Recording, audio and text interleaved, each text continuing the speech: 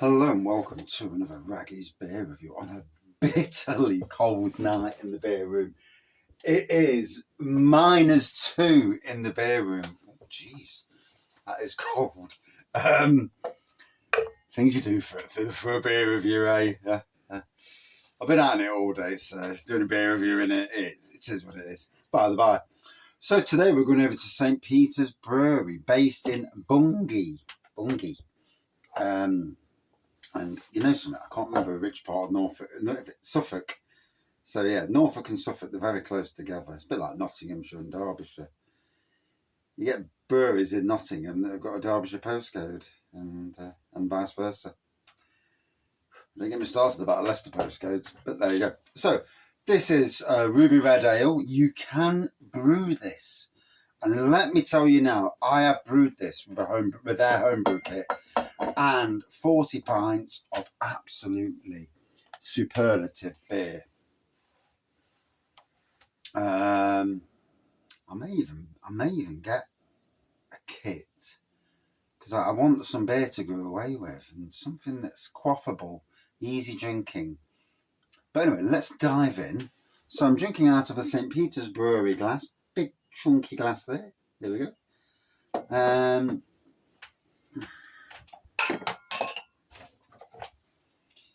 A sweet and peppery red ale with hints of vine fruits, 4.3% ABV. Bear in mind, I am drinking this at cool temperatures. It's not -2.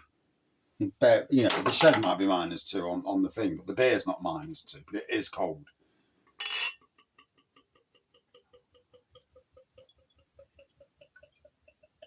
I'd like to say thank you to St Peters Brewery for the kind gift before Christmas, the kind beer hall. As a thank you for doing, you know, and I wasn't the only one, mind, but there are other people who got a thank you gift. And from a brewery, you know, that's kind of, it melts my heart to think that breweries, you know, regard you in that way. So I've actually drank all the other St Peters beers, to be fair. So I wanted to get this review in as I battled my way through the beer wall. So here we go. As you can see, a reddish colour pour, clear, but I think the cold's the cold's on the glass. So slightly off whitehead, as we can see. Cheers all. It's called taking one for the team. -2, -2. Hey.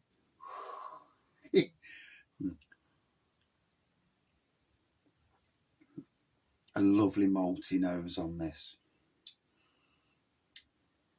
Now, the cold temperature is going to kill the aroma a bit. You know, it's inevitable. But we'll do the review and we'll see what we do. We'll get what we get, and I'll give you my rundown. That's if I'm not an icicle by the end of this, but we'll see. Yeah.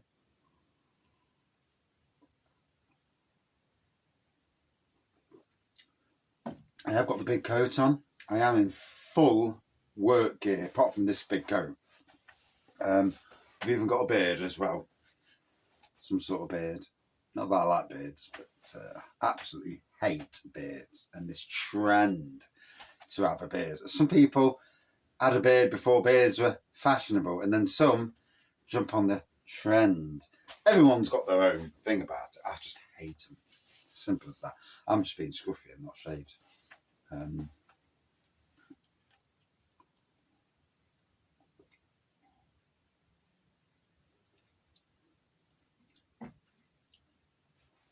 for some people, it puts years on them. And some people look better. I don't think I do, so no. So, lovely malty beer. If you ever get the chance to visit the brewery in Suffolk, we went on a day when it was chucking it down. It was an awful day. And last October. No, not last October, October before, so a year in October. Was it October? Was it March?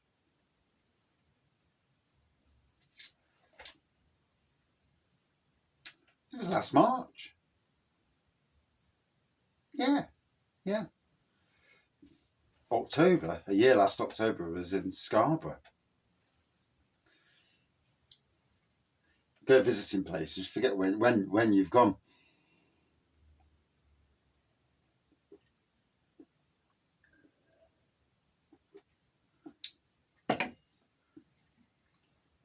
Delivering a nice spiciness. Still love to see a St Peters Brewery tap takeover in Nottingham. If anybody from St Peters watches this, and you do cask and keg, I'm sure you do. There are some pubs in Nottingham. Crown in Beeston would be a very interesting pub for a tap takeover. They've got 5 cask lines outside, 5 keg lines outside, and it'd be very interesting for me, especially. But to finally have some St Peters on cask, and they're very decent to work with.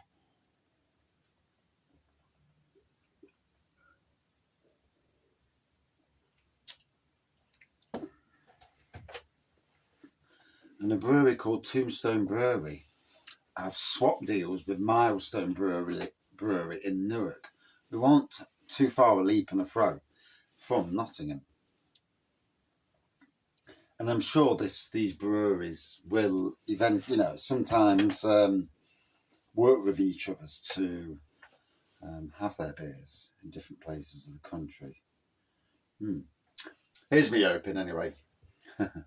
You can put open.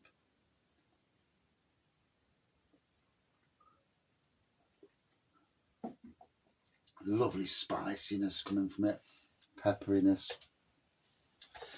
And my dog's called Pepper, and oh, bless her little cotton sockies.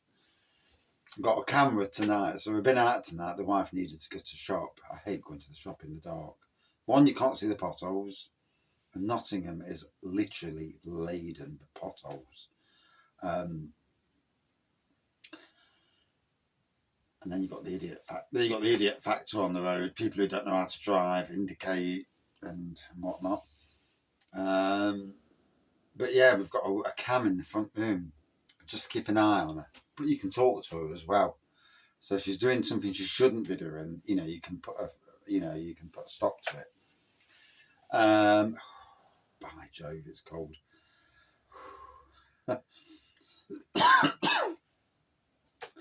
And there she is, tootling around, sniffing around the front room. Luckily, she's not chewing any cables or anything. But she's got the best eyelashes. She's got eyelashes most ladies would dream of on the dog. Yeah, balmy.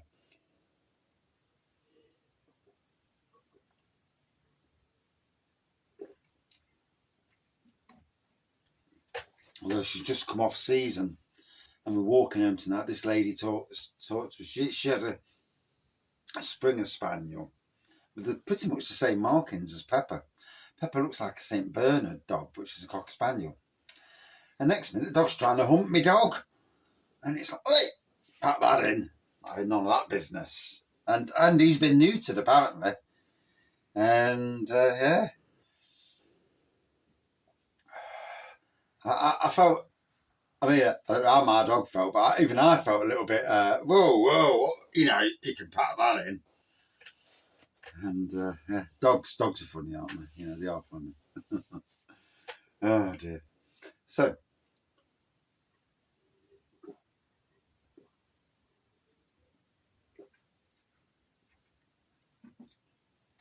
delivers a lovely, peppery, spicy, malty beer.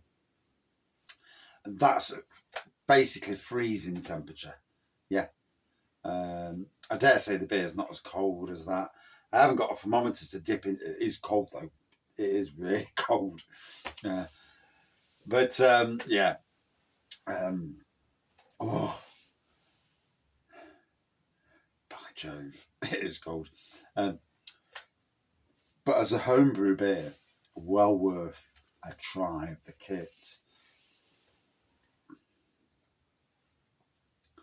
I still think Cream Stout is probably the number one St Peters kit.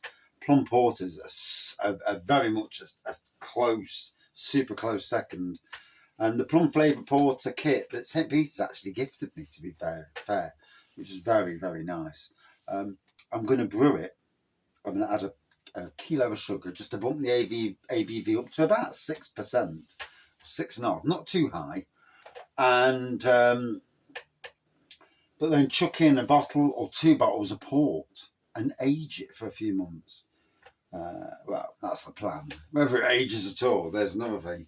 You know, if it's sat over there and I fancy a beer, then there's no aging in the world. However, I aged four barrels of beer for my wedding last year. I'll never know, because I'm the worst person for trying to keep beers. It is what it is. I can't help it. You know, beer's beer. If I fancy a beer, I'm having a beer. And no one's telling me any different. So would I drink this again? Absolutely, hell yes. It's cold.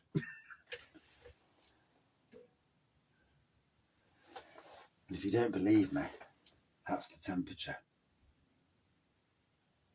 Has it warmed up since I've got in there? So it's actually gone to -1. So if that's me touching it for a second. Well, my body heat in here. As always, fantastic beer from St Peters. These guys know how to brew a decent beer. Good 4.4 for me, and well worth trying the homebrew. You know, if you're on a budget, and these days, you know, the love of beer. Me myself, I look at what I spend on beer, and I love supporting breweries, but I also think to myself that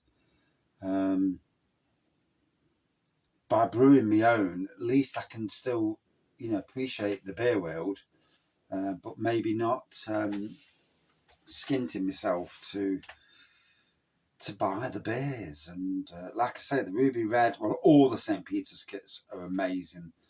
But certainly Ruby Red, for an ale which delivers not a best bitter, but you know, something in that mid-range area. Not a stout, not a light beer, but yeah, mid-range. Delivers it well. Good 4.4 out of 5. Thank you for watching, and I made it through. Right, I'm doing another beer review now, so I'm doing 2 beer reviews. Oh dear, oh dear. We'll go up the arse and defrost. Cheers.